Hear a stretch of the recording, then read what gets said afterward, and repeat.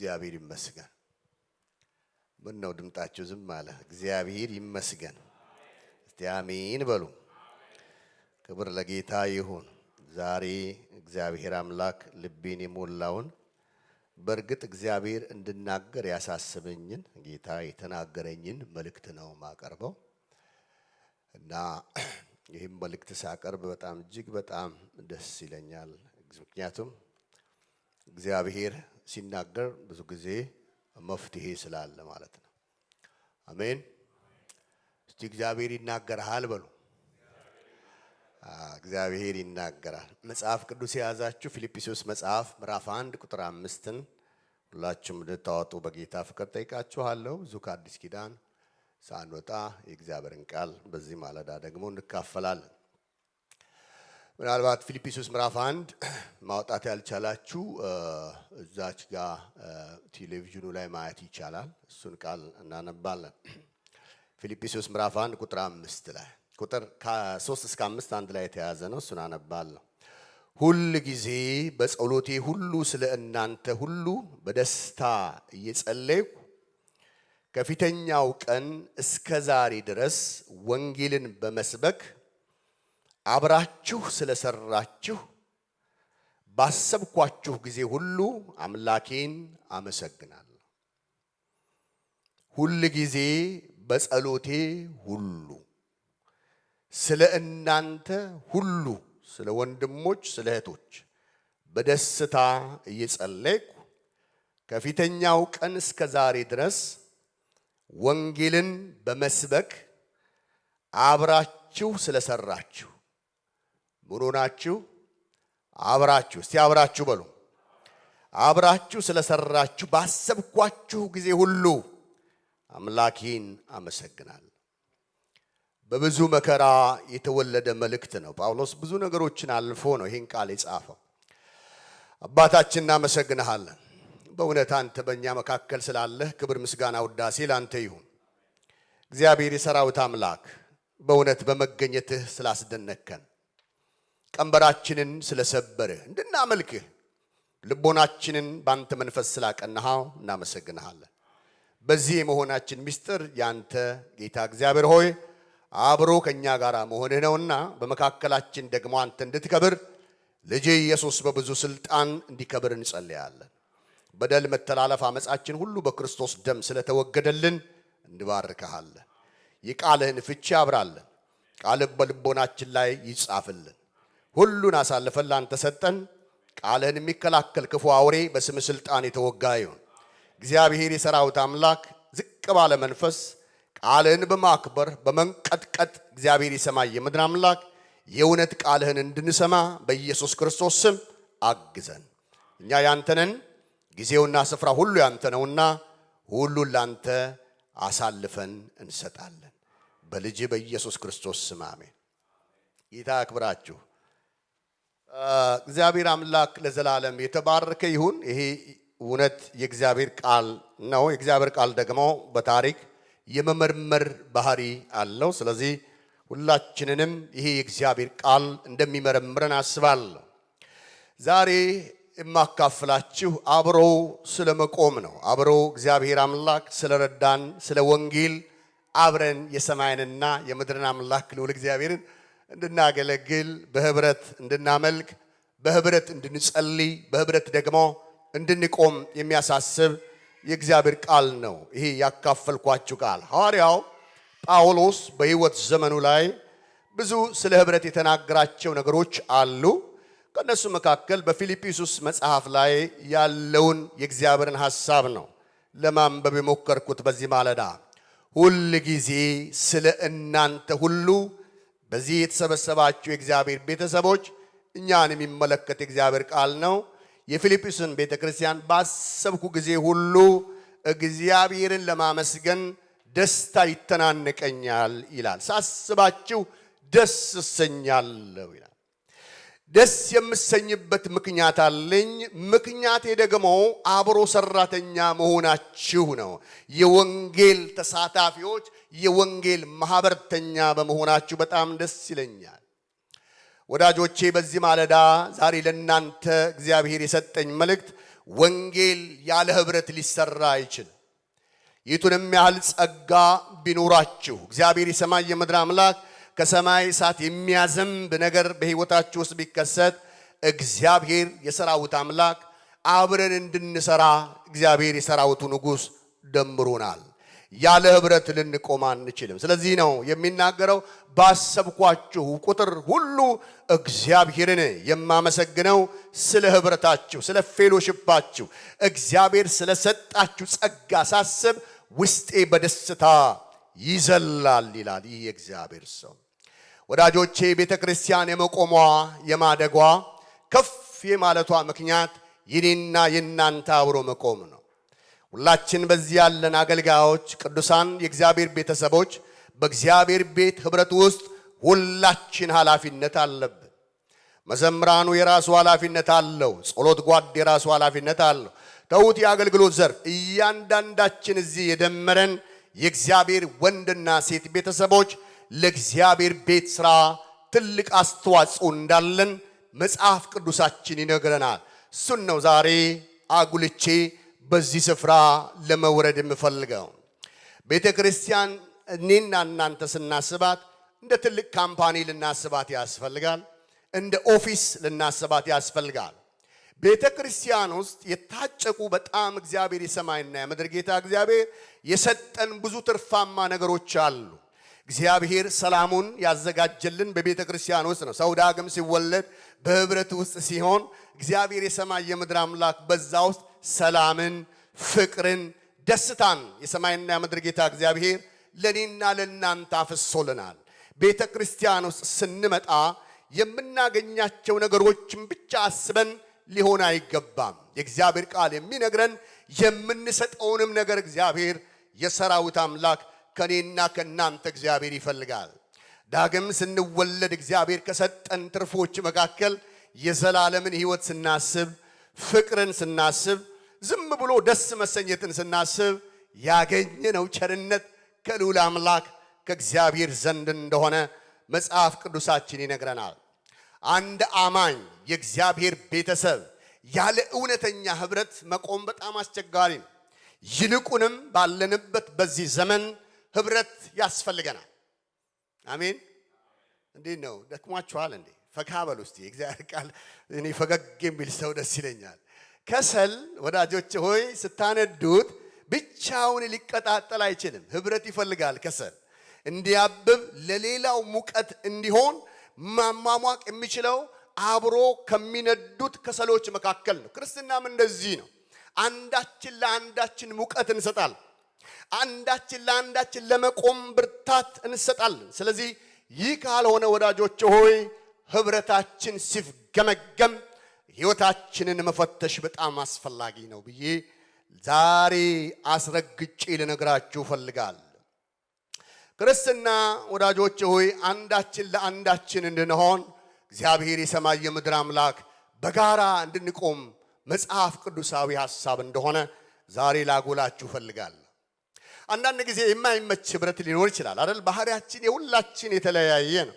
ስለዚህ ወንድሜ ባህሪው ካልተመቸኝ የሱን ህብረት ትቼ ሌላ ህብረት ፍለጋ እንድሄድ የእግዚአብሔር ቃል በጭራሽ አያዘንም። የእግዚአብሔር ቃል የሚያዘን ነገር ቢኖር ምንድነው?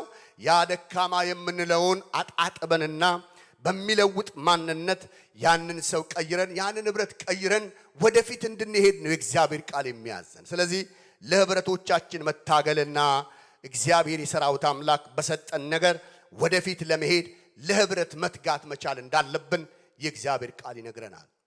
እስቲ መጽሐፍ ቅዱስ የያዛችሁ ኤፌሶን ምዕራፍ 4 ላይ ብትችሉ አብረን ብናነብ ደስ ይለኛል። ቁጥር 3 ላይ ካወጣችሁ የእግዚአብሔርን ቃል በዚህ ስፍራ ላይ ላነብ ፈልጋለሁ። እንደዚህ ይላል። ምን ይላል? እርስ በርሳችሁ በፍቅር ታገሱ። እስቲ አንድ ላይ ታገሱ በሉ። ጮክ በሉና፣ ግድ የላችሁ ጮክ በሉና። እርስ በርሳችሁ በምንድነው የሚለው? በፍቅር ታገሱ ይልና በሰላም ማሰሪያ ይለንና የመንፈስን አንድነት ለመጠበቅ ምን አድርጉ ይላል? ትጉ በሉት። እስቲ አንድ ላይ ምን ነው ዛሬ ትንሽ ቡና አልጠጣችሁም? እስቲ ትጉ በሉ። ሁለት ቁልፍ ነገሮች ነው የምታዩት። በሰላም ማሰሪያ የፍቅርን ነገር ምን አድርጉት ነው የሚለው? ታገሱት። ፍቅር ምን ይፈልጋል? ትዕግስት ይፈልጋል። እንክብካቤ ይፈልጋል አይደለም? መጽሐፍ የሚለው ፍቅር ምን አያደርግም ነው የሚለው? አይመካም ይላል። ደግሞ አመፃን አያደርግም ይላል። ደግሞስ አይታበይም ይላል። በጣም ይገርም ነገር። የፍቅር ባህሪው መቼስ በጣም እጅግ ብዙ ነው እና ይህ የኤፌሶን መጽሐፍ ሐዋርያው ጳውሎስ ለኔና ለናንተ የሚነግረን ነገር እጅግ መሰረታዊ ለሆነ ስለ ህብረት፣ በጋራ ስለ ማገልገል፣ በጋራ አብሮ ስለ መቆም፣ በጋራ ከጌታ ጋር ወደፊት ለመሄድ የሚያስፈልገው መሰረታዊ ነገር አንደኛ መታገስ ነው ይላል። ሁለተኛ ደግሞ ትጋት ነው። ስለ ፍቅር ምን ያስፈልጋል? ትጋት ያስፈልጋል። ደጋግመህ ስልክ ስትደውል ሰው ላያነሳልህ ይችላል፣ ግን ደግመህ መፈለግ። ስለዚህ ደግመን መፈላለግ እንዳለብን የእግዚአብሔር ቃል ይነግረናል። ክርስቲያን የቤተ ክርስቲያንን ህብረት ክርስቲያን ሊሆን የሚያስችለውን ህይወት እግዚአብሔር የሚፈልግበትን የክርስትና ህይወት ለመኖር ህብረት ወሳኝ ነው። ስለዚህ ለፍቅር መትጋት አለብን። ለፍቅር ደግሞ መታገስ አለብን። ለአብርሆት እንዲህ ወሳኝ እንደሆነ መጽሐፍ ቅዱሳችን ይነግረናልና የሐዋርያት ህብረት እኔ በጣም ያስደንቀኛል። የሐዋርያት ህብረት ምንድን ነበር አስፈላጊነቱ ብላችሁ መጽሐፍ ቅዱሳችሁን ስትመዝኑት በጣም እጅግ የሚገርም ነገር ነው በዚህ መጽሐፍ ቅዱሳዊ ህይወት ውስጥ የምናየው። እና ህብረት ማለት ምን ማለት ነው የሚለውን ነገር የሚያብራራልን አንድ ህብረት ብዙ ወዳጆች ሆይ የሰራዊት አምላክ እግዚአብሔር እንደ ህብረት እንደ አንድነት ይህ ህብረት የሚባለው ነገር በቤተ ክርስቲያን ውስጥ በጣም አስፈላጊ ግን የሚገፋ ነገር ነው። ብዙዎቻችን ህብረትን እንወዳለን። ብዙ ህብረቶች አሉ አይደል? የወጣቶች ህብረት አለ። አሁን ቅድም ማስታወቂያ የተናገርነው አማርኛ ተናጋሪ እንላለን፣ እንግሊዘኛ ተናጋሪ ግን ምንድነው እሱ? ህብረት ነው። ጸሎት ምንድነው? ህብረት ነው። በጣም ህብረት። መዘምራን ህብረት ነው። የፓስተሮች ህብረት አለን፣ ፌሎሺፕ አለን። የአገልጋዮች ፌሎሺፕ አለን። የሮብ ህብረት አለ፣ የአርብ ህብረት አለ። በጣም ደስ የሚል በህብረት ብዙ ታንጸናል። መጽሐፍ ቅዱሳችሁን ስታጠኑት እንደ ህብረት መጽሐፍ ቅዱስ ውስጥ ብዙ የተጠቀሰ ግን ብዙ አቢዩዝ የተደረገ ነገር ፈልጋችሁ አታገኙ። ስለዚህ ዛሬ ለህብረታችን መቆም መቻል ያለብን ብዬ አስባለሁ። መጽሐፍ ቅዱሳችንን ስናጠና ከ20 ጊዜ በላይ ህብረት የሚለው ነገር ተጠቅሶ ታዩታላችሁ። ህብረት በጣም አስፈላጊ ነው። ከ60 ጊዜ በላይ እርስ በርስ የሚለውን ነገር ተጽፎ ታያላችሁ። ስለዚህ እግዚአብሔር አምላክ የኔና የናንተ በጋራ መቆም እግዚአብሔር ይፈልገዋል። እኛ የምንኖረው በእግዚአብሔር ቃል እውነት ነው። ስለዚህ ክርስቲያን ለዚህ እውነት የጨከነ ልብ ሊኖረው ያስፈልጋል ማለት ነው። ስለዚህ የህብረትን ትርጓሜ አይተን መሄዱ ጥሩ ነው። ስለዚህ ህብረት ጥሩ ነው፣ መጽሐፍ ቅዱሳዊ ነው። እግዚአብሔር አምላክ ደግሞ በሚፈልገው ነገር ይህንን ህብረት እንድናጠናክር እግዚአብሔር ይፈልጋል። የግሪኩ መጽሐፍ ስለ ህብረት ሲናገር ካኖኒያ የሚል ቃል ነው የምታገኙት። ካኖኒያ ማለት በአጭር ቃል ፌሎሺፕ ማለት ነው፣ ህብረት ማድረግ ወይም ደግሞ ፓርትነርሺፕ። ፓርትነር ማለት የአንድ ካምፓኒ አብሮ ባለቤት መሆን። በእግዚአብሔር ቤት ውስጥ ህብረት ሰው ባይተዋር ሊሆን አይችልም ማለት ነው። ስለዚህ ሁላችን የዛ ህብረት የዛ ካምፓኒ የዛ ንብረት ባለቤቶች ነን ማለት ነው። ስለዚህ ቢበላሽ ተጠያቂ ነኝ ማለት ነው። ለተበላሸው ነገር እኔው ራሴ ምንድነኝ? ተጠያቂ ነኝ። ስለዚህ እግዚአብሔር በጣም የእግዚአብሔርን ነገር ስታስቡት የእግዚአብሔር ቤት የጎበዞች መገናኛ ብቻ አይደለም። ጎበዞች ተሰባስበው የሚገኙበት ስፍራ ብቻ አይደለም፣ ደካሞችንም የሚሰበስብ ነው። ለዚህ ነው መጽሐፍ ቅዱስ የሚያጠቡትን በቀስታ የሚመራ። ክብር ለጌታ። ደካማን የሚደግፍ የተፍገመገመን ማቆም የሚችል ልብ ከሌለን ህብረት አልገባንም። ህብረት ካልገባን ክርስትና አልገባንም ማለት ነው። ስለዚህ ክርስትናን ከህብረት ነጥለን ልናየው አንችልም። ስለዚህ ለህብረት የጨከነ ልብ ያስፈልገናል እላችሁ ነው። ስለ አንድነት መቆም አለብን ወዳጆች ሆይ። የማይመቸን ሰው ቢኖር እኛ ምን ያህል ተመችተን እንደቆመን ልናስብ የሚገባን ጊዜ እንደሆነ አስባለሁ። አንድ ሁለት ነገሮችን ነው መልሼላችሁ ማለፍ የምፈልገው። መጀመሪያ ማየት የፈልገው ህብረት ለምንድን ነው የሚያስፈልገን? ህብረት አስፈላጊ ነው ወይ? ጥያቄ ልጠይቃችሁ። ያስፈልጋል ህብረት? ለምንድን ነው የሚያስፈልገን? በጣም ጥሩ ጥያቄ ነው። ሐዋርያት ለምን ነበር ህብረት የፈለጉት? መጀመሪያ ሐዋርያትን ህብረት የረዳቸው በመከራቸው ጸንተው ለመቆም ነው። በመከራ ጊዜ በችግር ጊዜ ሰው ሰውን ይደግፋል፣ አንዱ ከአንዱ ጋራ። አንዳንድ ሰዎች ቤተክርስቲያን ፌሎሺፕ ፍለጋ ይሄዳሉ፣ ጓደኛ ፍለጋ። ወዳጆች ሆይ እርስ በርሳችን ዛሬ እኔና እናንተ መተያየት እንኳን እንደው እንዲቀፈን ያደረገው ነገር የህብረት ጥቅሙ ስላልገባን ነው። ሰዎች አጥተው ሰው በማጣት በጣም ዲፕሬስድ ውስጥ ሆነው የሚሞቱ ራሳቸውን የሚያጠፉ ብዙ ሰዎች አሉ። እዚህ እኔና እናንተ በምንኖርበት ሀገር ውስጥ ማለት ነው። ሰው ከማጣት የተነሳ ለኔና ለእናንተ እግዚአብሔር ወንድም ሰጥቶናል። ስለዚህ የእግዚአብሔርን ቃል ስናጠና ከመከራ ሰው ለመጠበቅ ህብረት ያስፈልገዋል። አዎ ህብረት በጣም ወሳኝነት አለው። ችግር አለው። አዎ ቻሌንጆች አሉ፣ ብዙ ነገሮች አሉ። ለምን? መጽሐፍ ቅዱሳዊ ነው። አንዳንድ ነገሮች ለማሳየት ሞክራል። ስለዚህ ስደት ነበረባቸው ሐዋርያቶች። ለዛ ስደትና መከራ አብረው በመቆም ያንን የመከራ ማዕበል እግዚአብሔር በሰጣቸው ነገር ሰባብረው ታለፉ። ዛሬ የኔና የናንተ ህብረት በጣም ወሳኝነት አለው። ብቻችንን ልንፈተን እንችላለን። ባይመችህ አጠገብ ያለ ወንድም ያስፈልጋል። እርስ በርሳችን ልንቀባበል ያስፈልጋል። ባትመችህ እህት፣ ባትመችህ ባለቤት ያላችሁ፣ ሚስት ያላችሁ፣ ትዳር ያላችሁ ብዙ የማይመች ነገሮች ይዛችሁ ነው እዚህ ድረስ የደረሳችሁት። ቤተክርስቲያንን መታገስ፣ ባልንጀራህን ደግሞ ለመታገስ ታዲያ ምንድነው አቅም ያሳጣ? ራስን ማየት ጥሩ ነው። መጽሐፍ ቅዱስ ሲናገር ራሳችንን ብንመረምር ባልተፈረደብን ነበር ይላል። ስለዚህ ራስ ማየት ያስፈልጋል። ለህብረት የቆረጠ ልብ ያስፈልጋል። የጨከነ ልብ ያስፈልጋል። ቻሌንጆች አሉ። አሁን እኔና እናንተ የምንኖርበት ዘመን እንደ ሐዋርያት ዘመን አይደለም። የኛ ቻሌንጅ ዋናው ሚዲያ ነው። ሚዲያ በጣም ትልቅ ቻሌንጅ ነው።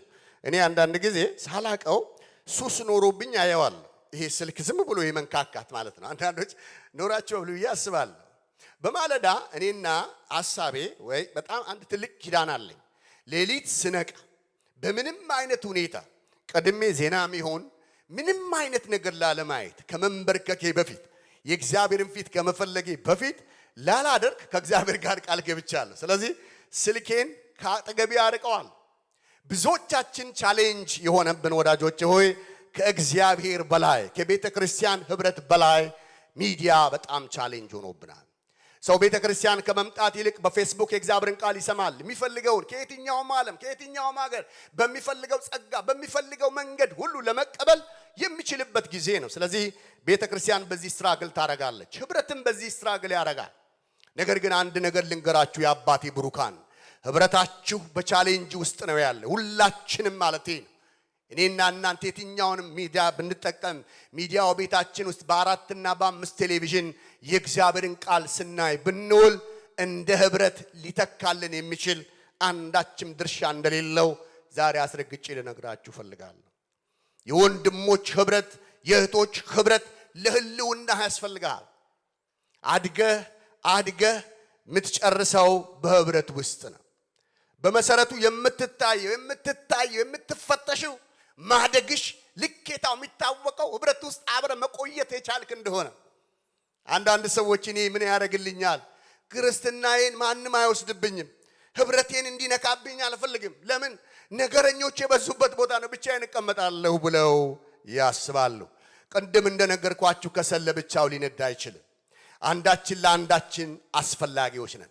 ቢመችም ባይመችም ቢሞላም ቢጎልም እናት የቱንም ያህል ምስኪንና ደሃ ብትሆን ለልጆቿ መመገብ እንኳን ባትችል ያላትን ነገር ሌማቷ የሰጣትን ነገር ብታመጣ እናትነቷ ግን የሚሽረው ማንም ልጅ የለም። እናት ምንጊዜም እናት ናት። ስለ ዓለም አቀፋይቷ ቤተክርስቲያን ብዙ እንላለን።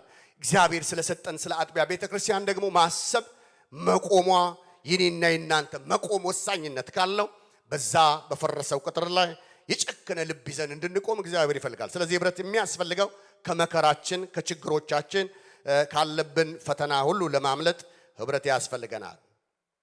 ስለዚህ ይሄ ወሳኝነት አለው። በህብረት ውስጥ ነው የምንኖረው፣ በህብረት ውስጥ ነው የምናድገው። ስለዚህ ለዚህ ነገር መጨከን አለብን። በሁለተኛ ደረጃ ህብረት የሚያስፈልገን ነገር ቢኖር ምንድነው? ጸጋችንን ሼር ለማድረግ ነው። በውስጥህ ጸጋ ካለ ለዛፍ እንድትናገር አይደለም። እግዚአብሔር የሰጠህን ጸጋ በጉባኤ መካከል እንድትጠቀም እግዚአብሔር ይፈልጋል። አንዳንድ ቤተክርስቲያን ጸጋ ያላቸውን ሰዎች ፈልጎ ማውጣት በጣም ይቸግራታል።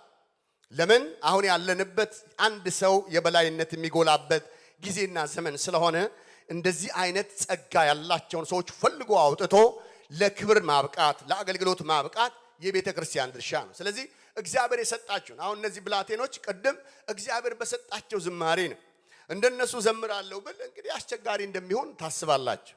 ሁላችን በተሰጠን ጸጋ ስንቆም ፍሬያማዎች እግዚአብሔር ደግሞ የሚከብርበት ሰዎች ልንሆን እንችላለን። ስለዚህ ጸጋን ስጦታ ለመካፈል እግዚአብሔር የሰራዊት አምላክ የሰጠንን ነገር ደግሞ ለመቀበል በህብረት ውስጥ አብሮ መቆም በጣም አስፈላጊ ነው። ቆላስይስ መጽሐፍ ምዕራፍ 3 ላይ ቁጥር 13 ላይ እንደዚህ ይላል፣ በመዝሙርና በዝማሬ በመንፈሳዊ ቅኔ እርስ በርሳችሁ ተነጋገሩ፣ ለጌታ በልባችሁ ተቀኙ። ክብር ለጌታ ይሁን። እርስ በርሳችሁ በምን? በዝማሬ። ነብዩ ሲተነብይ ራእይ ደግሞ ባለ ራእዩ ራእይን ሲናገር መልእክተኛውን እግዚአብሔርን ቃል ሲያቀርብ ዘማሪው በዝማሬው አገልግሎት ሲያገለግል ቤተክርስቲያን ሙሉ ነው የምትሆነው። ቤተክርስቲያን ምልአት እኔና እናንተ ነን። ስለዚህ ለዚህ ሙሉ መሆን የኔና የናንተ አብሮ መቆም አስፈላጊ ነው። ስለዚህ ጸጋን ሼር ማድረግ መቻል አለብን። ለዛ ደግሞ የጨከነ ልብ ያስፈልገናል። የሰጠንን የጸጋ ስጦታ ደግሞ ለመስጠት ህብረት ያስፈልጋል። እኛ ያልሰራ ነው ህብረት ከየት ይመጣል?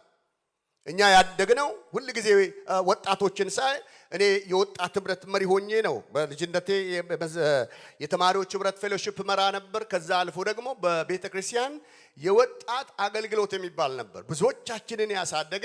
በዛ ህብረት ውስጥ ፓርቲሲፔት አደረገ ነበር፣ እመራ ነበር። እንደገናም እግዚአብሔር የሰጠኝን ቃል አካፍል ነበር። በዛ ውስጥ ነው እግዚአብሔር ያሳደገኝ፣ በህብረቱ ውስጥ ነው። ዛሬ ባይብል ስተዲ ህብረቶቻችን በጣም በጭቆና ውስጥ ነው ያሉት። ብዙዎቻችን ፓርቲሲፔት አናደርግም፣ ከኔም ጭምር። ለምን? ህብረት በቻሌንጅ ውስጥ ስለሚያልፍ ማለት ነው። ብዙዎቻችን ትተናዋል። ምናድግበት መሰረታዊ ነገር የምንይዝበት ሆኖ ሳለ ማለት ዛሬ የጸሎት ጓድ የነበርን የጀመርን በብዙ አይነት ምክንያት አቋርጠን ቤታችን የተቀመጥን ልንሆን እንችላለን። ወዳጆቼ እግዚአብሔር ቅድም እንዳለው እግዚአብሔር እንደነገረን እግዚአብሔር የሚሰጠን እግዚአብሔር ለኔና ለናንተ ሚዛን መዝኖ የሚከፍለን ዋጋ በዚህ በምድር ላይ እግዚአብሔር በሰጠን ቦታ ላይ በታማኝነት መቆማችን ነው። እግዚአብሔርን በተሰጠ ጸጋ ማገልገል በጣም አስፈላጊ ነው። በዚህ ሐዋርያው የተናገረውን ነገር በእናገር ጥሩ ነው። አንደኛ ተሰሎንቄ ስለ ሐዋርያው ጳውሎስ ሕይወት እኔ በጣም ብዙ እግዚአብሔር አስተማረኝ ነገር አለ። ይሄ ሰውዬ አንዳንድ ጊዜ የሚናገረው ነገር በጣም እውነት ወደ ሰው ልብ የሚገባው ዝም ብሎ ሰው አልነበረም። በብዙ መከራ፣ በብዙ ሰልፍ፣ በብዙ ጭንቅ ጌታን ያገለገለ ሰው ነበርና መልእክቶቹ አንዳንድ ጊዜ ከበድ ይላል። አንደኛ ተሰሎንቄ ምዕራፍ 5 ላይ ቁጥር 14 የእግዚአብሔር ቃል እንደዚህ ይላል፣ ወንድሞች ሆይ ይልና በመካከላችሁ የሚደክሙትን በጌታም የሚገዟችሁን የሚገስጿችሁን ታውቁ ዘንድ ስራቸውንም በፍቅር ከመጠን ይልቅ ታከብሯቸው ዘንድ እንለምናቸዋለን ይላል። ይሄ ላበሻ ወይም ደግሞ ለኔና ለናንተ አይነት ቤተክርስቲያን አይሆንም። ምክንያቱም ያደግንበት የኖርንበት መንገድ አገልጋይን አለማክበር በሚል መንፈስ ነው። ጌታ ይገልብጥልን። ድምጻችሁ ምን ነው? አረ ጌታ ይውጋው። እስቲ ጮህና አሜን በሉ። መከባበር ምንድነው? መጽሐፍ የሚለው አክብሯቸው ነው የሚለው። ምን የሚያደርጉትን? የሚደክሙትን፣ የሚያገለግሉትን፣ እግዚአብሔር በሰጣቸው ጸጋ ለናንተ የሚጸልዩትን እነሱን አክብሯቸውና የሚናገሯችሁን ስሙ። ሰው እኮ ሰው ማክበሩ የሚታወቀው ንግግሩ ሲደመጥ፣ ቤታችሁ ስመጣ እኮ የምትሉኝን ነገር ስሰማ ማክበሬ የሚታወቀው በዛ ነው። ስለዚህ እግዚአብሔር ቃል የሚነግረን እርስ በርሳችን መከባበር ነውር አይደል። ሪስፔክት የሚባል ነገር እዚህ ሀገር አስተምረውናል። ጌታ ይባርካቸው። የቱንም ያህል የምትጠሉት ሰው የሀገር መሪ ከሆነ ፕሬዝዳንት ነው፣ ሚስተር ፕሬዝዳንት ነው። ማንም ሰው በስሙ ሊጠራ አይችል። በጣም ስርዓት ያለበት ሀገር ነው። ደስ ይላል በጣም። እና እግዚአብሔር ስርዓትን ደግጎልናል። ስለዚህ ለዚህ ስርዓት እኔ ወንድሜ ምስጋናን የማከብረው እግዚአብሔር ስለሰጠው ጸጋ። እሱን ሪስፔክት ካላደረኩ እማላቀው ሩቅ ያለውን እግዚአብሔርን እንዴት አድርጌ ሪስፔክት ላደርገው እችላለሁ? ስለዚህ በአንድ መቆም፣ በልብ አንድነት የእግዚአብሔርን ነገር ለማገልገል የጨከነ ልብ በጣም አስፈላጊ ነው። በጣም በጣም አስፈላጊ ነው። አንዳንድ ጊዜ መጠንቀቅም ይኖርብናል ብዬ አስባለሁ። የኛ ያደግንበት ነገር ጸሎት አሁን ለሰላ አንድነት ከጸለይን ወይም አንድ ነገር በቃ አንድ እንሁን ካል ፓስተሮቹ ሊባሉ ነው እንላለን። እንደኛ ቤተክርስቲያን መጋቢዎች እርስ በርሳችን መቼስ ፊት ለፊት ከሆነ ማለት ነው በእነሱ ፊት ልዋሽ አልችልም። እርስ በርሳችን የተጋፈጥን ምንጣላባቸው መንገዶች ያሉ እኔ አይመስለኝም። በፍጹም እግዚአብሔርን ስለዛ አመሰግናለሁ። እርስ በርሳችን በጣም ተጠባብቀን እንደው ሐሳብ ቢነሳ ችግር ቢነሳ ያልተግባባንበትን ሐሳብ ወስነን እናውቃለን። በይደር ነው እናሳልፍ። ጌታ ይባረክ። ይህን ደግሞ እግዚአብሔር ያሳድገዋል። ምን ነው ፈዘዛችሁ? እየዋሸው መቼም እንደማልሰብክ እርግጠኛ ነኝ። ምክንያቱም ብዙ ዓመት አገልግያለሁ ጌታ። ይሄ ማለት እግዚአብሔር በሰጠን ጸጋ እርስ በርሳችን አንነጋገርም ማለት አይደለም። እንነጋገራለን፣ ግን ሰይፍ ጨብጠን አናውቅም። የታባቷ ተባብለን በፍጹም አናውቅም። ይሄን በእግዚአብሔር ፊት እርግጠኛ ሆኜ ነው የምነግራችሁ፣ በልዑል አምላክ ፊት አንዳችንም በሌላ አጀንዳ ወስደነው አናውቅም። የህብረት ባህሪው እሱ ነው። እርስ በርስ መነጋገር በጣም በመከራ ውስጥ በፈተና ውስጥ እርስ በርስ ሐዋርያው ጳውሎስና በርናባስ ተጣልተዋል። አልተጣሉም? በደንብ ነው የተጣሉት። ሊያውም በሰው ምክንያት ነው የተጣሉት። ማርቆስ በጣም የዋህ ገራም ሰው ነው። በጣም ልጅ ነው። አብረው ነው ያሳደጉት። ትልቅ ዋጋ ከፍለዋል። ሐዋርያ ሥራ ምዕራፍ 12 ስታዩት የእግዚአብሔር ቃል ስታጠኑ በጣም ነው የሚገርመው። ተጣሉ። ለምን? ማርቆስ እናቱን ናፈቀችው። ልጅ ነው ገና አገልግሎቱ ገና። ጳውሎስ ጋር ደግሞ በጣም እውነትን በፍቅር ይላል አለ መጽሐፍ። አንዳንዴ እውነት ይኖረውና አንዳንድ ሰው ፍቅር ላይኖረው ይችላል። ፍቅርን ከእውነት ጋር ማጣመር መቻል እንዴት አይነት ነገር ነው! አንዳንድ ጊዜ ጳውሎስ ጋር የምታዩት ነገር እውነት ላይ ሲሪየስ፣ በኋላ ግን ሲገባው ታያላችሁ። ሲረዳ ልቡ ሲሰፋ ደግ ሲሆን ነው የምታዩት። እና እናቴ ናፈቀች እንጂ ገና ለወንጌል ያልገባው ሰው ነው አለ። ዞር በላለ። በርናባስ አባት ነው። ተወዋለ። የሚያጠቡትን በቀስታ የሚመራ ና አለው። አቀፈውና እኔ ይዤው እሄዳለሁ አለ። ጳውሎስ ሲላስን መረጠ። አይደለም? ተለያዩ። በቃ ሁለቱ ተለያዩ። ይሄ እኮ ጳውሎስ ይሄ ጊዜ እኮ በመከራ ያለፈበትም ጊዜ ነበር። እነሱን አጥቶ ቆሮንቶስ ሲገባ ብዙ ዋጋ ከፍሏል። አይደለም? ብዙ መከራ ውስጥ አልፏል። አስፈልጎታል። እና እንደተጣሉ ግን አልቀሩም። እርስ በርሳቸው ምን አደረጉ ይላል? ተነጋገሩ። ችግራቸውን አስወገዱ። አብራችሁ ስታገለግሉ መነጋገር ከሌለ የሽንገላ ነገር እየበዛ ነው ማለት ነው። አትድረስብኝ አልደርስብም የሚባል ነገር ግን ሰፊ ልብ ነገርን ይዞ እኝ ማለት መጽሐፍ ቅዱስ አይደለም። አንድ ጊዜ አንዱ ኃጢአት ሰራ አሉ እና በኃጢአቱ በቃ እግዚአብሔር ምሕረት ጠየቀ። ጠዋትም ማረኝ ይላል፣ ከሰዓትም ማረኝ ይላል፣ ወርም ማረኝ ይላል፣ ዓመትም ማረኝ ይላል። እና አንድ ቀን እግዚአብሔር ሆይ ይቅር በለኝ፣ የቱን ኃጢአት ነው? የዛሬ 3 ዓመት የሰራሁትን ኃጢአት። ወዳጆቼ ትናንት ነገር ትናንት አልፏል። ለዛሬ ለአዲስ ነገር መነሳት ያስፈልገናል። ስለዚህ እውነት አላችሁ? አዎ። የያዛችሁት እውነት ፍቅር ይኑረው። ያቺ ሴት ስታመነዝር ተገኝታለች። ጌታም ኢየሱስ ክርስቶስ አልካደም። ከእናንተ መካከል ኃጢአት የሌለበት ይውገራት አለ። ካስጣላት በኋላ ግን እሱ ሞገታት። ለፊት ተገናኙ። ነገሩ ያደረግሽው ነገር ትክክል ነው፣ ግን ደግመሽ ከዚህ በኋላ በእንዲህ አይነት ችግር ውስጥ እንዳላይሽ ነው ያለው። መጽሐፍ ቅዱሳችን ኤፌሶን ምዕራፍ 4 ቁጥር 15 ላይ ሲነግረን ነገር ግን እውነትን በፍቅር እያያዝን ይላል። ምንን?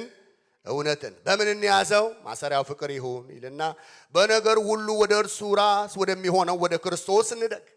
ራስ የሆነው ክርስቶስ ሁል ጊዜ ልጆች አንሁን፣ ሁል ጊዜ ሕፃናት አንሁን፣ ራስ ወደ ሆነው እንደግ አለና ከእርሱ የተነሳ አካል ሁሉ እያንዳንዱ ክፍል በልክ እንደሚሰራ በተሰጠው ጅማት።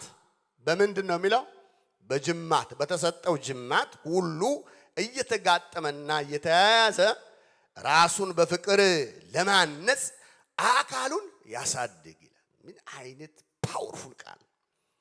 እያንዳንዳችን እግዚአብሔር አምላክ ያስገባበት ቦታ አለው።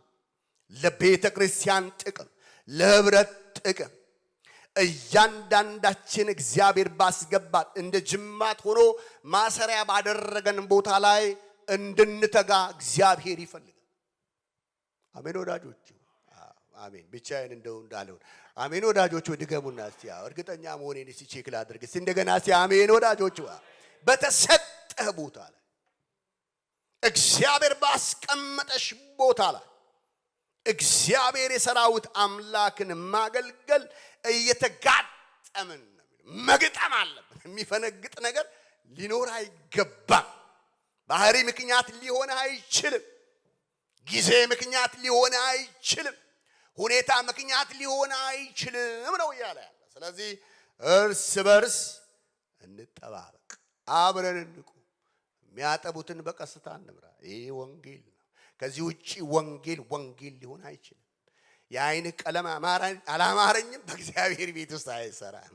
አብረኝ ትዘምራለህ፣ ብመች ባልመች በሰማይ የሚቀጥል ህብረት አለ። ስለዚህ የሚሻለው ያለ መግባባትን አስወግደን ወደፊት ለመሄድ የጨከነ ልብ ነው የሚያስፈልግ። ስንት ዘመን እንደምንኖርም አናውቀው።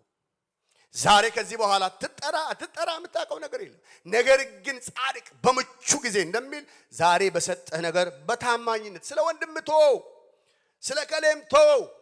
አንተ ግን እግዚአብሔር በሰጠህ ነገር መንገድሽን ጠብጥቢ። ይሄ ነው ወንጌል ወዳጆች ሆይ። ስለዚህ ህብረት በጣም አስፈላጊ ነው። አንድ ሁለት ነገሮች ልናገር። የህብረት ባህሪው ምንድን ነው? ባህሪ አለው ወይ? ህብረት አለኝ ካልክ እነዚህ ባህሪዎች በህይወት ሊታይ ያስፈልጋል። ብዙዎቹን መጥቀስ አልችልም። ቢያንስ ሁለት ባህሪዎች፣ አንድ ህብረት አለኝ የሚል አንድ አማኝ ነኝ፣ ክርስቲያን ነኝ፣ ዳግም የተወለድኩ እግዚአብሔር ሰው ነኝ የሚል ሰው ቢያንስ እነዚህ ሁለት ነገሮች በህይወቱ ውስጥ ሊኖሩ ያስፈልጋል። አንደኛና ዋነኛው መቀበል። ማንን ነው የምትቀበለው? ወንድምህ። መቀባበል፣ ባለው ሁኔታ መቀበል። የብዙዎቻችን ችግር ይሄ ነው። ዝም ብለን አረማመዱን አይተን አያው ሲራመድ ትቢት አለበት ብንቀርበው እኮ ያ ሰው እኮ በቃ መሬት ሊሆን ይችላል። ጀጅ እናደርጋለን፣ አይተን የምንፈርድነን። እግዚአብሔር ግን ልብን የሚመዝን አምላክ። አያችሁ እናንተ ከሩቅ እኔን እንደምታዩት ድምጼ አሁን ያስፈራ። እኔ ብዙ ሰዎች ይፈሩኛል። በሁለት ነገር ነው ይፈሩኝ። አንዴ ድምጼ ወፍራም ነው፣ ሁለት ደግሞ በጣም ሪዘርቭድ ነኝ። በጣም ቶሎ ብዬ የምገባ ሰው አይደለሁም። በጣም ይሄ ባህሪን አልወደው። ግን ስትጠጉኝ ግን እንደሱ አይደለም። አንድ ጊዜ ትልቅ የቤተ ክርስቲያን መሪ ወንድሜ መስፍን እንዴት ትመቸኛለህ፣ ግን ባህሪ አይመቸኝም ይለኛል። ምኑ ነው የማይመች ጋሼ ስለው ቅርብ አትልም፣ ግብት አትልም። ከገባው ግን አለቅም። የእኔ ጓደኛ የዘላለም ነው። የእውነቴን ነው እኮ የምነግራችሁ ፓስተር መሰረት። ቢያኮርፈኝ ባያኮርፈኝ ጊዜ አይለውጠው፣ ባኮርፈው ባላኮርፈው ሁኔታ ዘመን አይለውጥ፣ ይኖራል። ማጃራ ጥሩ እኮ ነው። ህይወታችንን ጌታ ሲለውጠው ጠማማ ነገር ካለ ውስጣችንን እግዚአብሔር ያን ሲያራግፈው ንጹህ ሰው ትሆናለህ። ሳታውቅ ንጹህ። እኛ እኮ ቤንጤ ነን። እዚህ ጋር ሌላ ነገር አስቤ አንቺን ላቅፍሽ አልችልም። ልቤ ካዘነ ሳብ አድርጌ ሆይ አሳዝነሽኛል አልሻለሁ። ይህ ላይ ገባን ከቻለ ወንጌል አልገባን። አኩርፈ እንደ ሰው ወንድምን የምትረቀው ከሆነ ችግር አለ። ህብረት ክርስቲያን ወገኖች እርስ በርስ መቀባበል አለብን። እኔ ብቸኛ ነኝ አትበሉ። ብቻችንን እንድንጠራን እግዚአብሔር በጋራ አብረን እንድንቆም አይመችም። ለዘላለም ሰው ለእግዚአብሔርም አልተመችም እንኳን ላንተ ህብረት ለማድረግ ትቶ መሄድ ያስፈልጋል። ሁሉ ነገሬ ከተመቸው ጓደኛዬ መልአኩ ገብርኤል ሆኛለሁ። ኧረ ገብርኤል የሚቆጣል ኢየሱስ ሆኛለሁ ማለት ሁሉ የሚመች ጌታ ብቻ። እስቲ ጌታ ነው በሉ እስቲ። እኔ ብቻ ነኝ እንደሞቀ የሚለኝ። ለዚህ ነው ሮሜዮ ጸሐፊ ይሄ ሰውዬ ዛሬ አልለቀቀኝም እና ምን አለ ምዕራፍ 15 ቁጥር 7 ላይ ስለዚህ አለ ክርስቶስ ለእግዚአብሔር ክብር እንደተቀበላችሁ እንዲሁ እርስ በርሳችሁ ተቀባበሉ። ምን አለ ብንለው ጮኸን ብንለው ማን ኢየሱስ ክርስቶስ ለማን ክብር? ለእግዚአብሔር ክብር። ከነድካምህ ከነዝለትህ ከነ ችግርህ እንደተቀበለ ይልና እርስ በራሳችሁ እንዲሁ ህብረት። ይሄ ነው ቤተ ክርስቲያን። ከዚህ ውጪ ቤተ ክርስቲያን ልትሆን አትችልም። ተቀባበል። ከየት ያመጣው ወንጌል ነው መሸሽ? ከየት ያመጣው ወንጌል ነው በደበቅ? ከየት ያመጣ ወንጌል ነው? ከየት የመጣ ወንጌል ነው? ወደ ታች መውረድ አለብን። ዝቅ ማለት አለብን። ትሁት መሆን አለብን። እግዚአብሔርን ማግኘት ከፈለጋችሁ እግዚአብሔር ደስ የሚሰኝባችሁ የእግዚአብሔር አምባሳደሮች ለመሆን ዝቅ እንበል ወዳጆች። ራሱን ዝቅ የሚያደርግ ከፍ ይላል። ምን የሚያደርግ? ዝቅ የሚያደርግ። ክርስትና በጣም አስቸጋሪ ነው። ዓለም ግን ዝቅታን አትፈልግም። ስለናንተ የሚናገሩ ሰዎች ይመረጣሉ። አቤት መስፍን ማለት ሰማይንና ምድርን ያገናኘ ነው፣ አደገኛ ነው የማይባል ነገር ይሄ በወንጌል ውስጥ ፉርሽ ነው። መጽሐፍ የሚናገረው እኔ የማልጠቅም ባሪያ ነኝ በሉ። በእኛ ጠቃሚ አንድ አለ፣ እርሱም የናዝሬቱ ኢየሱስ። እሱ በእኛ ሕይወት ውስጥ ባይኖር፣ እሱ በእኛ ውስጥ ባይሰለጥን፣ እሱ በእኛ ውስጥ ባይታይ ተራ ሰዎች ሆነን ነው። ድካማችን በአንዴ ወጥቶ ሰው ሁሉ ጉድ ብሎ ነው ዞር የሚለው። ለምን? ገበናችን የከተተ መድኃኔዓለም። ኧረ በጭብጨባ በእልልታ ሃሌሉያ፣ ክብር ለእግዚአብሔር። ነውራችንን የሸፈነ የዓለም መድኃኒት። ስለዚህ እርስ በርሳችን የህብረት ባህሪው መቀበል ነው። ወንድምን መቀበል፣ በዚህ ሁኔታ በእኔ ሁኔታ መቀበል፣ ዛክን መቀበል፣ መስጊሽን መቀበል፣ ዜዶን መቀበል፣ በዚህ ያለን ሁላችን ብርሽን መቀበል፣ ሁላችንን በዚህ ያለን እርስ በርሳችን መቀበል የክርስትና ሀሁ ነው። ይሄ ከሌለ ወንጌል የለም። ሁለተኛ ምህረት። እስቲ ምህረት በሉ። ይቅርታ ማለት ምህረት። አቤት የኔ ጌታ በምህረቱ ነው አይደል ያቆመኝ እዚህ ጋር። በምህረቱ እኮ ነው። በብሉይ ኪዳን ቢሆን እኮ ካህኑ ምን አድርጎ ነው የሚወጣው? ገመድ ላይ ታስሮ ነው የሚወጣው። ቃጭል አድርጎ ነው የሚወጣው። መኖሩ እኮ የሚታወቀው በቃጭሉ ነው። ይገርማችኋል። ሬሳው እንኳን እኮ ለማንሳት እንኳን እድል የለውም እኮ ተጎትቶ ነው የሚወጣው። ያ ካህን ያ አገልጋይ ምድር ሰማይ የተንቀጠቀጠለት ካህን በፍርሃት በመንቀጥቀጥ ነው ወደ መቅደስ የሚገባው። ያ ምህረት ለኔና ለእናንተ ታወጀልን። ክርስቲያን ወገኖች እርስ በርሳችን ልንበዳደል እንችላለን። አንዳችን ለአንዳችን ልናጠፋ እንችላለን። ባለበት የሚኖር እግዚአብሔር ነው። ለይቅርታ የተዘጋጀ ልብ ያስፈልጋል። ምህረት የለሻቱ ይሄ ሰውዬማ በቃ ብላችሁ የሞት ፍርድ አትፍረዱ። አባቱ ተቀብሎታል፣ አባቷ ተቀብሎታል። ተቀበዩ። ህብረት እንዲቆይ ከፈለጋችሁ ለማለት ነው። ጌታ ኢየሱስ ይባርካችሁ ወዳጆች ወይ። ለዚህ ነው ጳውሎስ ከበርናባስ ጋር በዛ አይነት ክፋት ውስጥ ቢቆሙም እንኳን የጨከነ ልብ ይዘው በዛው መንገድ አልቀጠሉም። እርስ በርሳቸው ተነጋግረው መንገዳቸውን አስተካክለው ወደፊት ሄዱ። ይሄ ነው የሚያስፈልገው። ህብረታችንን እንዴት እንጠብቀው? ሁለት ነገር ነው የምናገረው። እያስረዘምኩባችሁ አይደለም። ሁለት ቃላት ነው የተናገረው። እንዴት ነው መጠበቅ አለበት? አዎ የሚጠበቀው ህብረት እግዚአብሔርን ስንፈራው።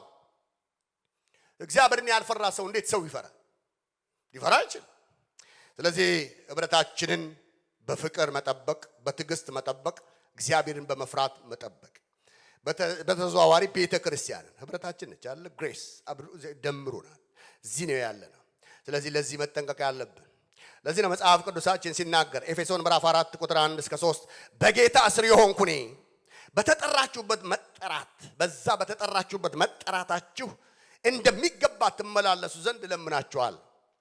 እንደ ተጠራችሁ እንደ ጠዋቱ ያ ፍቅራችሁ እንደዛ እንዲሆን በቃ ምኞቴ ነው፣ ልመናዬ ነው ይልና በየዋህነት ይላል፣ በትህትና ይላል፣ በትዕግስት እርስ በርሳችሁ በፍቅር ታገሱ፣ በሰላም ማሰሪያ መንፈስን አንድነት ለመጠበቅ ትጉ። በጣም ገርም ቃል ነው የሚናገረው ሰው። በጣም የዋህነት ያስፈልጋል ማለት ገራማ ልክ እንደኔ ማለት በትህትና ዝቅ ማለት ይሄ ለኛ ላበሻ አይመች። ባልንጀራዬ ይበልጣል፣ እሱ ይሻላል፣ እሱ አትሻ እኔ ይሻላለሁ። አብሮ እኮ የመኖር ችግራችን እኔ ይበልጣለሁ። የመብለጥ መንፈስ ጌታ ይገልብጠው። ትዕግስት፣ መታገስ በጣም አስፈላጊ ነው። ስለዚህ እነዚህ በጣም ወሳኝነት አላቸው። ስለዚህ በሱ መንገድ እንደሱ እናድርግ። ትህትና ይኑረን፣ የዋህነት ይኑረን። ቤታችሁ ገብታችሁ ይህን ቃል አንብቡ። እኔ ዝም ብዬ ሃይላይት ነው የምነግራችሁ። ብዙ ሰዓታችሁን ልወስድባችሁ አልፈልግም። ህብረታችንን እንዴት አድርገን ደግሞ ማጠናከር ይገባናል። ብዙ ጊዜ ቤተክርስቲያን እየሰራች ያለችው የዕለት ዕለት ምግባራችን ይሄ ነው አይደለም? ልክ እንደ እሳት አደጋ ምንድነው የምናደርገው? ዛሬ ከዚህ በኋላ ምን እናድርግ? ህብረታችን እንዴት አንድ እናድርገው? እንዴት ነው መጠንከር ያለብን? እንዴት ነው ከደከምንበት መነሳት ያለብን? ይሄ በጣም ወሳኝነት ያለው ነጥብ ነው ወዳጆች ሆይ። ህብረታችንን ለማጠናከር ወደ እግዚአብሔር ቃል መመለስ አለብን። የእግዚአብሔር ቃል ወዳጆች ሆይ ካለንበት ቦታ ያወጣናል። ባልንጀራችን እንድንወድ ያደርገናል። ቂመኞች እንዳንሆን ያደርገናል። ይሄንን ኮት ለማስቀመጥ ብፈልግ አንድ መስቀያ ነገር ያስፈልገኛል። ልክ የእግዚአብሔር ቃል እንደዛ ነው ወዳጆች ሆይ። ቃሉን ማሰላሰል፣ የእግዚአብሔርን ቃል መፈለግ በጣም ይገባናል። ከቃሉ ውጪ ህብረት ሊሆን አይችልም። ወንድሞች በህብረት ቢቀመጡ መልካም ነው፣ እነሆም ያማረ ነው ያለው እርሱ እግዚአብሔር ነው። ህብረት ያስፈልጋል። ለዚህ ነው ሆሴዕ መጽሐፍ ሲናገር ህዝቤ ዕውቀትን ከማጣት የተነሳ ጠፍቷል። አንተም ዕውቀትን ጠልተሃል፣ እኔም ደግሞ ካህን እንዳትሆን ጠልቼሃለሁ። የክህንነት አገልግሎት ከቃል ውጪ ካህን መሆን አይቻል። ካህን ያለ ቃል ካህን መሆን አይችልም። ስለዚህ እኔና እናንተ የአዲስ ኪዳን ካህናቶች ነን። እግዚአብሔር ቃል ይፈልግብናል። የእግዚአብሔር ነገር እንዲበዛልን እግዚአብሔር ይፈልጋል። ቃል ባለበት የለንም። የእግዚአብሔር ቃል ሲነገር አንሰማም። በጸሎት ህብረት ውስጥ የለንም። የእግዚአብሔር ነገር በሚፈለግበት ውስጥ የለንም። ከዚህ የተነሳ እድገታችን ከዓመት ዓመት ያው ነው የሚሆን። በህይወታችሁ ለውጥ የምትፈልጉ ከሆነ የአባቴ ብሩካን ዛሬ የምነግራችሁ አንድ ነገር፣ ወደ እግዚአብሔር ቃል እንመለስ። ቃሉን እንፈልግ። በግል እናጥናው። በግል ጊዜ ከእግዚአብሔር ጋር እንውሰድ። ሌላው ህብረታችንን የሚያጠናክርልን የመንፈስ ቅዱስ አብርሆት ከኛ ጋር መሆኑ ነው። መንፈስ ቅዱስ በህይወታችን ትልቅ ሥራ ሰርቶ ያለፈው ወዳጆቼ ሆይ አንድነትን ይዘው ነው። ሐዋርያት በአንድ ልብ አብረው ሳሉ ነው የሚለው። በጋራ ሆነው ሲጸልዩ እንደዚህ ነው የሚነግረን። ስለዚህ አንድ ልብ ያስፈልጋል። መንፈስ ቅዱስ ወደ አንድ ልብ አመጣቸው። ከዛ በኋላ ምድር ሰማይ ቀውጢ እንደሆነች መጽሐፍ ቅዱስ ይነግረናል። ሌላው አስረግጬ በሶስተኛ ደረጃ ለመናገር የምፈልገው ከዚህ በላይ ይሄኛውን ቃል መጨመር አልፈልግም። በጣም በጸሎት መትጋት መቻል አለብን። ጸሎት ኦቨርዶስ የሆነባችሁ ሰዎች ካላችሁ በጣም ምስኪኖች ናቸው። በአዲስ ኪዳን ውስጥ ጸሎትን መጽሐፍ ቅዱሳችን በብዙ ያስተምረናል። ጸሎትን ማታቅ ቤተክርስቲያን የገሃነም ደጆችን ሰብራ ማለፍ አትችል። ጸሎት አስፈላጊ ነው። በጋራ የሚጸለይ ጸሎት አስፈላጊ ለማደጋችን ወሳኝ ነው። ህብረት የሚጠበቀው በእግዚአብሔር ቃል በመንፈስ ቅዱስ አብሮት፣ ሌላም ደግሞ አብሮ በመጸለይ የገሃነም ኃይላትን በመቃወም የህብረት ጠላቶችን በማፈራረስ ጸሎት በጣም ወሳኝነት እንዳለው ላስረግጥላችሁ ፈልጋለሁ። እስቲ ሐዋርያት ሥራ ዛክ ምዕራፍ 4 ከቁጥር 23 እስከ 31 እስቲ አንብብልን። ህብረት በጣም ያስፈልጋል። በመጸለይ የእግዚአብሔርን ኃይል መለማመድ እንችላለን። በጋራ መቆም የምንችለው በጸሎት ውስጥ እንቆም ነው። እግዚአብሔር ይባረክ። እስቲ ታነብልናል እሱን ቃል ልስጥ ወይስ ሩቅ ከሆንክ እኔም እሺ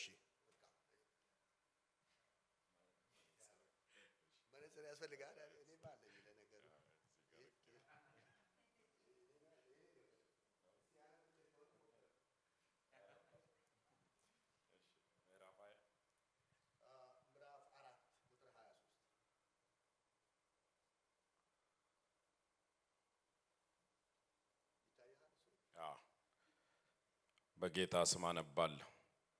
ተፈትተውም ወደ ወገኖቻቸው መጡና የካህናት አለቆችና ሽማግሌዎች ያሏቸውን ሁሉ ነገሯቸው።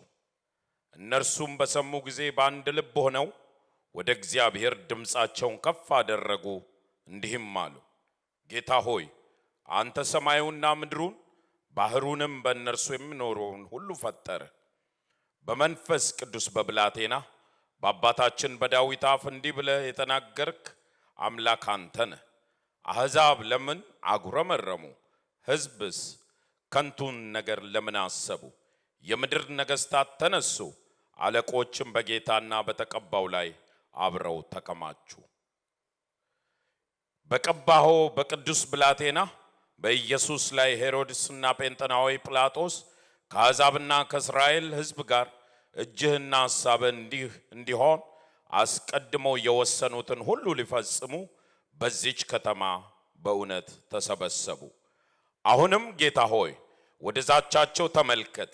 ለመፈወስም እጅህን ስትዘረጋ በቅዱስ ብላቴናህም በኢየሱስ ስም ምልክትና ድንቅ ሲደረግ ባሪያዎችህም በፍጹም ግልጥነት ቃልህን እንዲናገሩ ስጣቸው። ከጸለዩም በኋላ ተሰብስበው የነበሩበት ስፍራ ተናወጠ። በሁሉም መንፈስ ቅዱስ ሞላባቸው፣ የእግዚአብሔርንም ቃል በግልጥ ተናገሩ።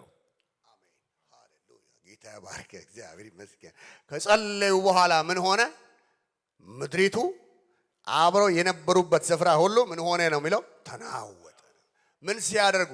በጋራ ሲጸልዩ፣ በህብረት ሲጸልዩ፣ በአንድነት ሲጸልዩ ምድሪቱ መናጥ ጀመረች። ጸሎት ያስፈልጋል። ትውልድን ነፃ የሚያወጣ አገርን የሚፈውስ ጸሎት ነው። ያነበብኩት ቃል አዲስ ኪዳን ነው። እግዚአብሔር እኔና እናንተ ከአጋንንት መንጋጋ ሰዎችን እንድንነጥቅ እግዚአብሔር ይፈልጋል። ብዙ ሰዎች በእኛ ነፃ ይወጣሉ።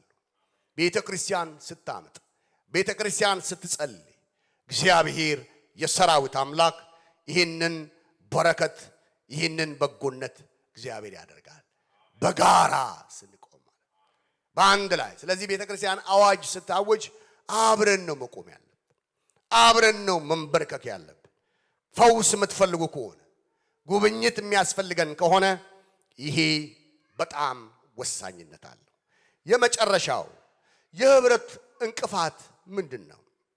እንዳናድግ ህብረታችን በጣም በቻሌንጅ ውስጥ እንዲያልፍ የሚያደርገው ነገር ምንድነው? እሱን ማውጣት ያስፈልጋል።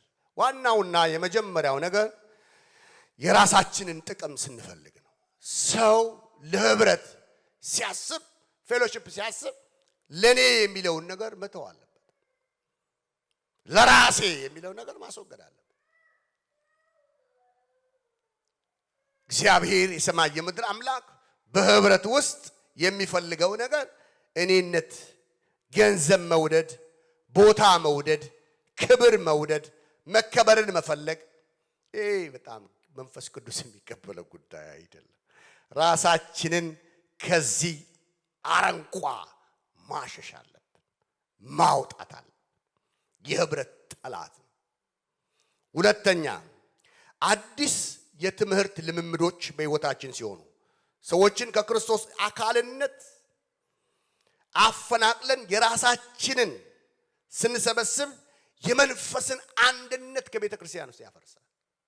የራሴን ብቻ አስፈልግ እኔ ብቻ ስል ከክርስቶስ ኢየሱስ ይልቅ ወደ እኔ እናንተን ማከማቸት በመሞከር ያ መጽሐፍ ቅዱሳዊ አይደለም። የህብረትም ጠላት፣ የአንድነት ጠላት። ስለዚህ ይህ ነገር በህይወታችን ውስጥ ፈጽሞ ሊወገድ የሚገባው ነገር እንደሆነ በጌታ ፍቅር አሳስባችኋል። ሶስተኛውና የመጨረሻው እግዚአብሔርን መፍራት ሲዛባ፣ ንስሐ ለመግባት ለመመለስ ፍቃደኛ ሳይሆን ሲቀር፣ አሉባልታ፣ ወሬ፣ ሐሜት ሲበዛ በህብረት ውስጥ እንቅፋት ይሆናል። ህብረት እንዳያድግ፣ እንዲበተን፣ ኃይል እንዳይኖረው፣ ሞገስ እንዳይኖረው ያደርጋል። ስለዚህ መጽሐፉ እንደዚህ ነው የሚለው፣ ወንድሙን የሚያማ ምንድነው ነው የሚለው? ነፍሰ ገዳይ ነው። ስለዚህ ባልንጀራ መታማት የለበትም፣ እህት መታማት የለባትም። በጸሎት ስበብ ወንድማችንን እኔ አሁን ስለ እህቴ እንደው በቃ ከሌኮ በጣም እንትኗ ተመቷል፣ ነገሯ ሁሉ ሞገሷ ሁሉ በኗል፣ እስቲ እንጸልይላት በየብል በሌላ ቋንቋ ምን ያረኳት ነው? እህቴን እያወረድኳት። አገኛችሁ? እግዚአብሔር ግርማ ሞገስ እንዲሰጥ አትጸልዩ አላልኩም። እግዚአብሔር እህቴን እንዲባርካት ወንድሜን እንዲባርክ አላልኩም። በዛ ሰበብ ድካሟን መናገር ከሆነ፣ ችግሯን መናገር ከሆነ፣ ጉስቁልናዋን መናገር ከሆነ ወዳጆቹ እርስ በርሳችን እየደወልን አንዳችን ለአንዳችን ኢንካሬጅ ወንድም ከሌ እግዚአብሔር አስበው፣ እህትከሌ ጌታ እኮ ባረካ፣ ትዳሯን ባረከ፣ ህይወቷን ባረከ። ምን አገባህ አንተ? በትዳሯ ችግር ቢኖር ባይኖር ምን አገባህ? አታስታርቁ አላልኩም፣ አትማ ነው ያልኩት። አትማ። አንድ አሜት የጠገበ ጓደኛ ነበረኝ፣ ይወዳል። ፓስተር መሲህ ያውቀዋል። ነግሬያችኋለሁ፣ ደግሜም ነግራችሁ ነገር ደግሞ ሲነገር ስለሚገባ ሁሌ ማማት ይወዳል።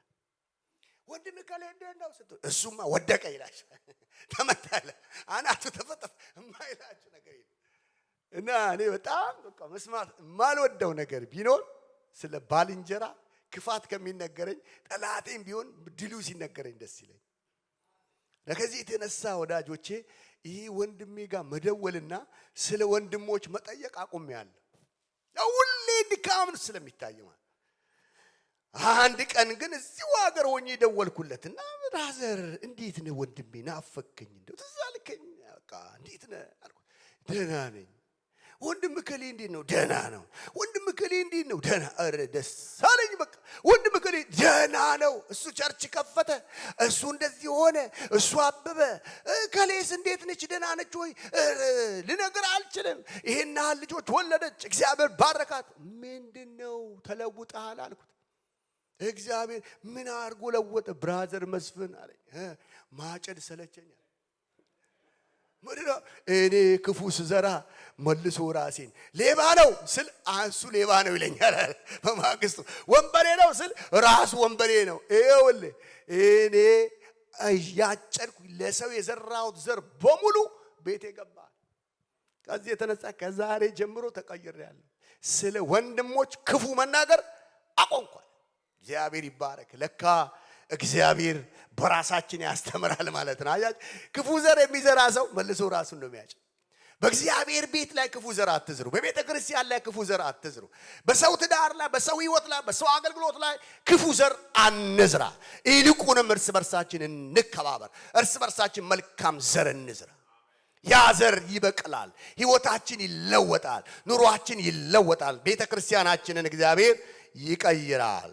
በቅዱሳን ህብረት መካከል ችግር ሊፈጠር ይችላል፣ ነውጥ ሊፈጠር ይችላል። ያ ግን ባለበት አይቀጥልም። ምክንያቱም የክርስቲያን ህብረት ስለሆነ ይስተካከላል። ስለዚህ ቆመን ነገሮቻችን እናስተካክል። እነሆ በቶሎ እመጣለሁ፣ ለእያንዳንዱ እንደ ሥራው መጠን ከፍለው ዘንድ ዋጋዬ ከኔ ጋር አለ። ቆመን ጸልይ።